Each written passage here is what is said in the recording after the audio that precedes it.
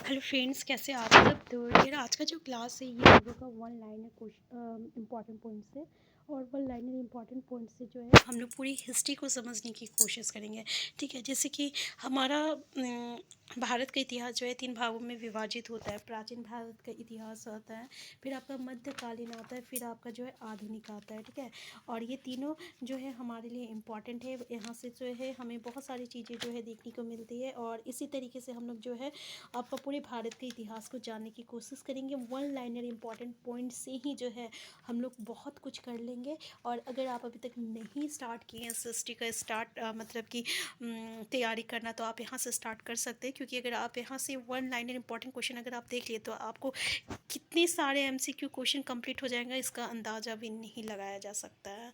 हम लोग स्टार्ट करते हैं यार आज का क्लास। ठीक है, सबसे पहले देखिए कि हमारा जो पाषाण युगीन संस्कृति है, ठीक है ना, उसको तो हम लोग 3 चरण में विभाजित करते हैं, ये हम लोगों को पता है। एक था पुरा पाषाण काल, मध्य पाषाण काल, फिर नवपाषाण काल, ये 3 काल आता है। जिसमें से दूसरा क्वेश्चन हमारा ये बनता है कि जो हम लोग की अधिकतर जो कहानियाँ होती है वो कौन से काल में जो रहता है देखने को मिलता है। तो ये हम लोगों की 99% जो कहानी होती है ये हम लोगों को पूरा पाषाण काल में ही देखने को मिलता है। बस 1% जो कहानी होती है ये मध्य पाषाण काल और नवपाषाण काल से देखने को मिलेगा। ठीक है, तो ये जो आरंभिक काल था इसी को हम लोग पूरा पाषाण काल कहते हैं। और उसके बाद आपका मध्य पाषाण काल आता है, नवपाषाण काल आता है। ठीक है, तो पूरा पाषाण काल को हम लोग, पाषाण मतलब क्या होता है, पत्थर होता है। ठीक है, तो ये पत्थर के औजार से पहले बनाया गया था, इसलिए इसका नाम क्या पड़ा था, पूरा पाषाण काल पड़ा था। ठीक है, फिर लघु पाषाण मतलब क्या होता है, लघु पाषाण मतलब जो होता है ये ना पत्थर के औजार होता है। और इसमें पत्थर के औजार जो रहते हैं बहुत छोटे छोटे होते थे, इसलिए इसको हम लोग लघु पाषाण कहते थे। अब देखिए पुरालेख शास्त्र क्या होता है, ये शिलालेख का अध्ययन है।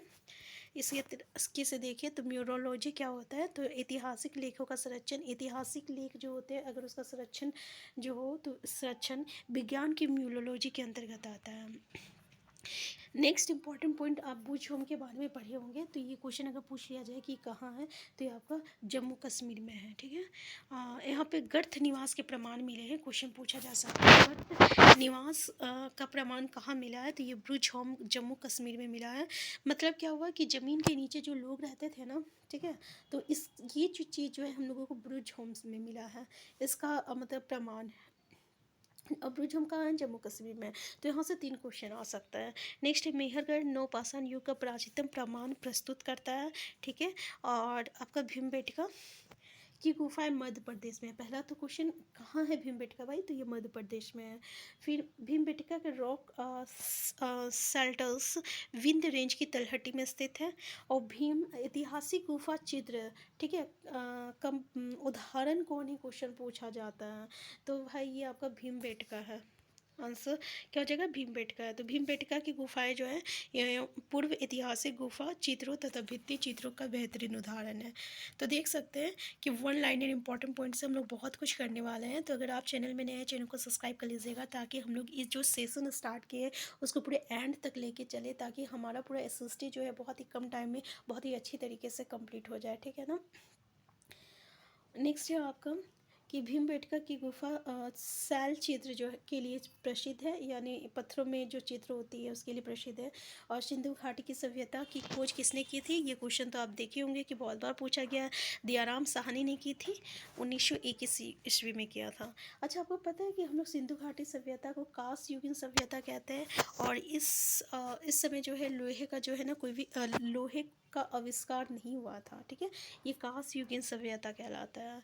और देखिए यहाँ पे हम आपको बता दें सबसे इम्पोर्टेंट पॉइंट कि उसकी उत्तरी सीमा जो है सिंधु घाटी सभ्यता की, ये मांडा है। मांडा का है, जम्मू कश्मीर में है। दक्षिण में आपका देमाबाद है जो कि महाराष्ट्र में है। पूर्वी सीमा में आलमगीर है जो कि उत्तर प्रदेश में, आलमगीरपुर है जो कि उत्तर प्रदेश में है।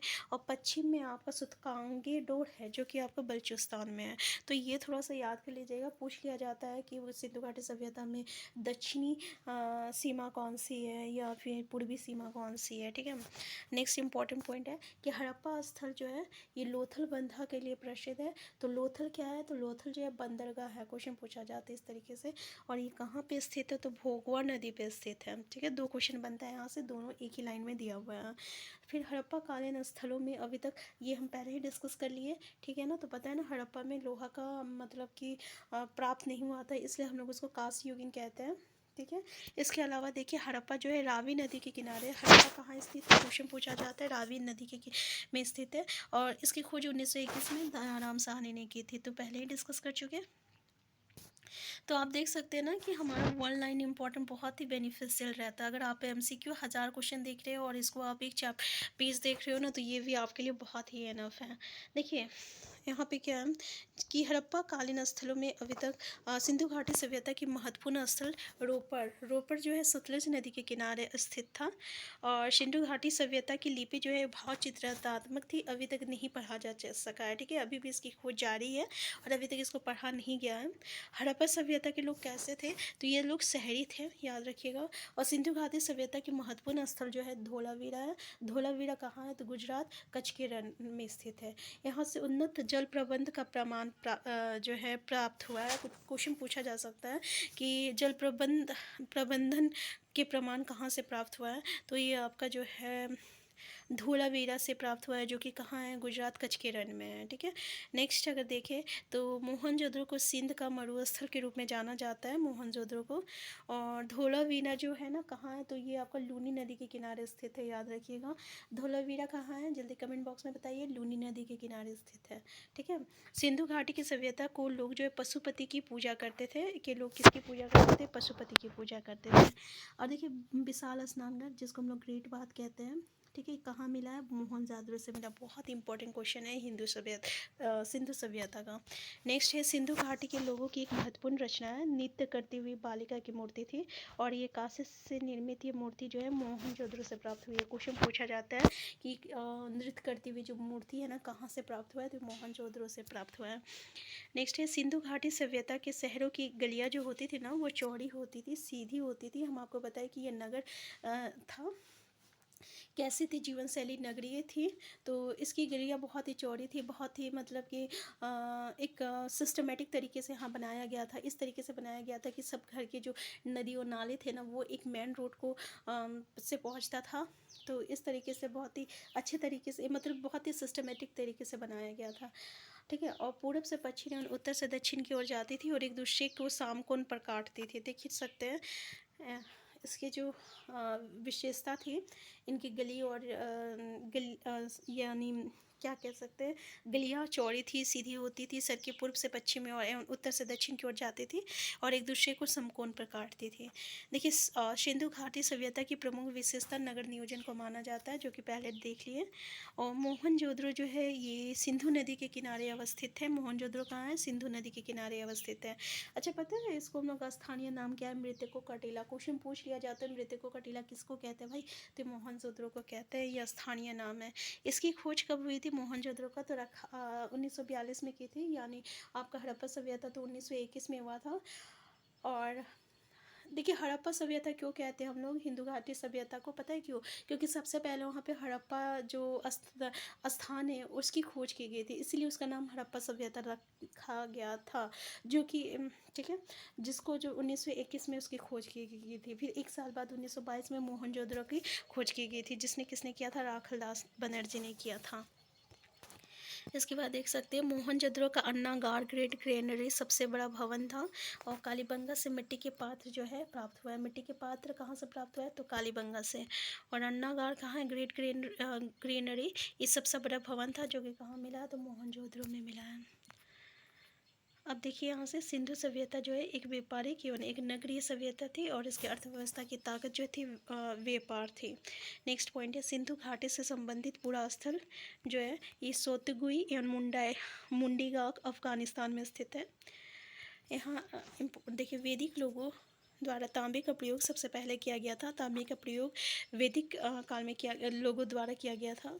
और मनुष्य द्वारा सर्वप्रथम जौ का प्रयोग सबसे पहले इसी समय जो है किया गया था। और वैदिक आर्यों का मुख्य भोजन क्या होता था, दूध उसका उत्पाद होता था। और एक वैदिक काल में अरयान, देखिए यहाँ पे अरयान, देखिए हमको ये सही प्रोनाउंसिएशन नहीं हो पा रहा है, इसलिए तो इसका प्रोनाउंसिएशन मैं कर नहीं पाऊँगी, प्लीज़ तो आप कर लीजिए। तो ये जो वन की देवी थी, और इस काल में इंद्र एवं अग्नि जो है महत्वपूर्ण देवता थे। तो देखिए इंद्र और अग्नि जो है महत्वपूर्ण देवता थे। और यहाँ पे ऋग्वेद यजुर्वेद, यहाँ से आपको क्वेश्चन आता है वेदेत्री किसको कहते थे। तो ये ऋग्वेद यजुर्वेद और सामवेद को जो है हम लोग वेदेत्री कहा जाता था। ठीक है, तो यहाँ पे देख सकते हैं अर्थवेद नहीं आता है, सिर्फ ऋग्वेद यजुर्वेद और सामवेद को जो है हम लोग वेदेत्री कहते थे। और जबालोपनिषद में सर्वप्रथम 4 आश्रम का उल्लेख मिलता है, जिसमें हमारा ब्रह्मचार्य आता है, गृहस्थ आता है, वानप्रस्थ आता है, संन्यास आता है। ठीक है, और आरंभिक वैदिक काल में जो है वर्ण व्यवस्था व्यवसाय पर आधारित है। वर्ण व्यवस्था मतलब हो गया जैसे कि जब हम लोग वर्णों में विभाजित करते हैं तो लोगों के काम के द्वारा, मतलब लोग जैसा काम करेंगे वैसे वर्णों में विभाजित होता था। जैसे कि अगर हम लोग बोले ब्राह्मण, तो ब्राह्मण का कार्य क्या था, अनुष्ठान करना, यज्ञ करना। इसी तरह राजा का नाम क्या था, तो राजा का काम जो था ये क्षेत्रीय थे ये, और ये लोगों का रक्षा करना काम था, युद्ध करना काम था। ठीक है, इसी तरीके से जो आपका शूद्र थे और वैश्य थे, तो वैश्य जो था लिखा जोखा रखता था, शूद्र जो था ये बाकी तीनों का जो है कार्य करता था। ठीक है, जो कि बिल्कुल अप्रिय शिष्ट माना जाता था, जिसको छुआछूत इस तरीके। इसके अलावा आप नेक्स्ट जो देख सकते हैं यहाँ पे ऋग्वेद में गाय की काफ़ी चर्चा हुई है। देखिए ऑप्शन में दे दिया जाता है गाय, बैल, भैंस, तो ठीक है, तो कभी कभी बैल को भी लोग सही कर देते हैं। ठीक है, लेकिन यहाँ पे देख लीजिएगा कि ऋग्वेद में गाय की चर्चा की गई है, और ये युद्ध एवं शक्ति की परिचारक थी, और अधिकांश युद्ध जो होता है गाय के लिए ही किया जाता था। तो ऋग्वेद में युद्ध जो है किस लिए किया जाता था, तो गाय के लिए किया जाता था। ऐतरेय ब्राह्मण में राज्य अभिषेक समारोह का विवरण मिलता है। और वैदिक युग में राजा द्वारा जनता से वसूले गए कर, यानी कर मतलब क्या हो गया, टैक्स हो गया। तो राजा जो है जनता से कर वसूलता था, उसको बलि कहलाता था। वो क्या कहलाता था, बलि कहलाता था। तो देखिए आज का क्लास हम यहीं तक रखते हैं, ठीक है ना, क्योंकि एक ही क्लास में करना पॉसिबल नहीं है। तो आप देख सकते हैं यहाँ से बहुत सारी चीज़ें हम लोगों को देखने को मिला। इसी क्लास को हम लोग कंटिन्यू करेंगे। अगर आप चैनल में नए हैं, चैनल को सब्सक्राइब कर लीजिएगा। वीडियो हेल्पफुल होगा तो लाइक शेयर करना मत भूलिएगा। Thank you.